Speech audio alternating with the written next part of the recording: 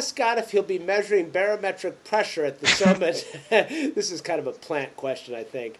Or will he log it during the climb? It would make for an interesting plot, he says. It's a great question, and right now we're looking at 15.75 inches of mercury. So please report that to Dale. And no, actually, I probably will not be tracking or plotting it. It's my little Sunto wristwatch does allow me to measure that. Also gives me an assessment of the altitude. But because barometric pressure changes so readily, and I have no way to calibrate it, I probably won't be looking at it all that closely.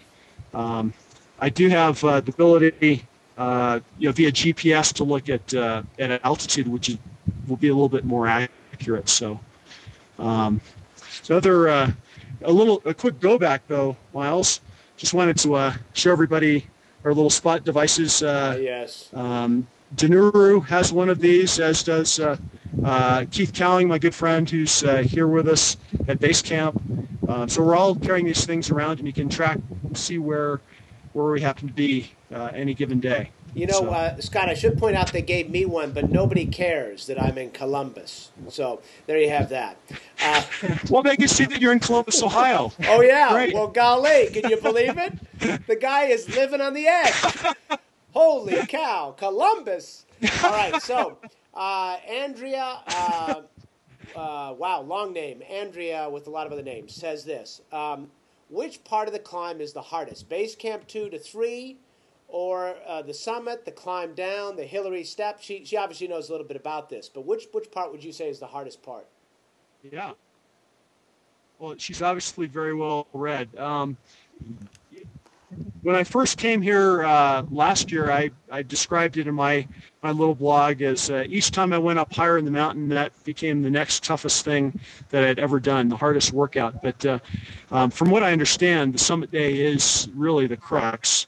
You're really pressing your physiology to its maximum, and so I anticipate that the climb up the summit ridge, the Hillary step, is going to be extremely difficult. The real challenge, I think, for many mountaineers is, there's and you know this as a pilot, there's a phrase, get there-itis. You just want to get there. There's a real focus on getting to Columbus, Ohio, or the summit, and you forget about that you have to return home. You have to have fuel in the tank to get back home. And so what I really want to focus on in my summit is making sure that I don't overextend myself. That's the real tough part, is the descent. You've spent your whole life working to attain the summit, and you have to have enough fuel to safely get back to high camp. So I expect that summit to Camp 4 being hard. Those are the tough decisions, aren't they? And you had to make that very decision last year. Those are the tough decisions, aren't they? A lot of people asking about your back. How's the back feeling? Outstanding. I've been so lucky this year. I attribute it to great trainers and folks that have worked with me to make my back as strong as it is, and of course my surgeon J. Bob Blacklock, who patched me back together after my injury last year. So doing great, and hope to keep it that way. Now, another question for you. This person, almost prescient, Brian O'Keefe, Sabine Hope, asking this. How are your lungs feeling? I know you've got a bit of a cough. Tell us about this cough that is very common among mountaineers. It's a cough called the Khumbu cough. This is the Khumbu icefall, the Khumbu Glacier. It doesn't have to happen here in the Khumbu Valley. It can happen any other dry, high place on Earth, but it was first described here. And basically, it's a function of being in a somewhat hypoxic environment, cold and dry environment. And so it's just an irritation in the back of the throat. And so a lot of times when we're hiking, or especially when we sleep, we put on, this is called a buff, but some people will use a bandana And what it does is it keeps in the humid exhaled air into your circulation, and for the most part, it quells the irritation in the back of your throat. We also use cough drops and things like that. I'm hoping that by going down for a couple of days, it'll quell my cough a little bit further. But it's not a really bad situation in my case. But I had a friend last year who had such a bad Kumbu cough that he cracked a rib. So this is a very perseverant cough, and can actually interfere with a successful summit. So I'm taking it pretty seriously. Yeah, I should say. Somewhat related question, because I assume the temperatures have something to do with this. Sasha Winderbaum asks, what are the temperatures like? What is the temperature range? Right now it looks like it's pretty mild. Yeah, absolutely. It's probably 40 degrees Fahrenheit right now, pretty comfortable, maybe even a little bit warmer than that. It's not quite beach weather, but this is about as warm as it gets here at base camp, 40 to 50 degrees. And then right before sunrise, that's the coldest part of the day. It can be minus 20 pretty easily. The free-flowing water that's here in camp will all be frozen in the morning, and by the end of the day, it may thaw a little bit. So here's a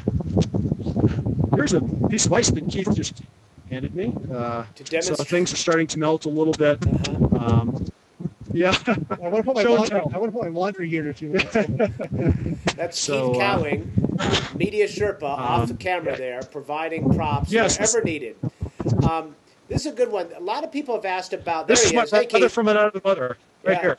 And Keith, you can weigh in on this one too. A lot of people have asked about litter on the mountain. Is there a lot of evidence of that? What is being done to clean it up? And are mountaineers taking a little more responsibility for some of the detritus they leave behind? Well, this place is a little cleaner than I'd expected. I do believe there's been some cleanups, and these days a lot of the gear that was once left behind is recycled. But here in base camp, there's an issue of hygiene, and we are far away, and there's thought given to where you get your water and where you store your waste and so forth. A lot of the waste is trucked out, so it's a lot cleaner than I thought. That seems to be the trend these days. You see eco in front of a lot of teams and so forth that come here, and that seems to be catching on. All right. Next time you got to tilt down a little more there, Keith, so you get your face in there. And finally, you can weigh in on this one too. Fox in space wants to know what is the source of power there. A lot of it's solar. As a matter of fact, one of my jobs during the day is to make sure the solar panels keep getting oriented just right. If it snows, I have to brush them off. Some others over here, we have propane heaters for a lot of the cooking. I don't smell any yak dung fires, but I wouldn't be surprised if there's a couple around here somewhere. But it's mostly very green stuff here.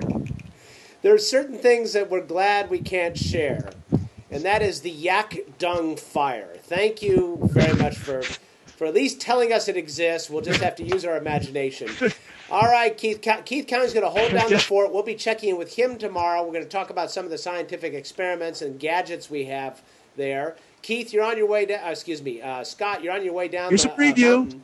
Have a safe journey. That's some of the stuff there. Have a safe journey and enjoy the thick air. It's kind of like blood doping, isn't it? Yeah, but it's legal. The important point. Yes, it is. The IOC is not up here, so it's perfectly legal, and it's a good thing to do. It's a wise preparatory step before going to the summit. So that's why I'm doing it. All right, Keith, we'll check in with you tomorrow, and Scott, send a few blog items and pictures while you're down there, just so we can stay in touch.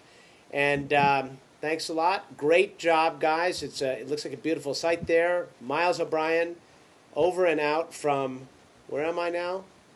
You know where I am, even though I don't have a spot. Columbus, Ohio. Living on the edge, baby.